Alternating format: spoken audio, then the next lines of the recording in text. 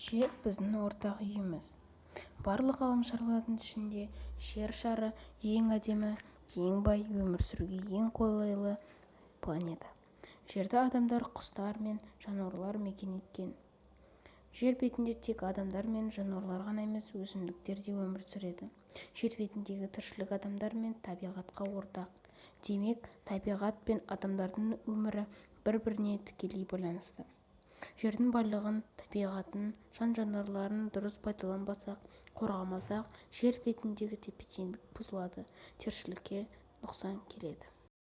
Ал енді 4-ші Д сыныбының жер ортақ мекен тақырыбында салған суреттерін тамашалаңыздар.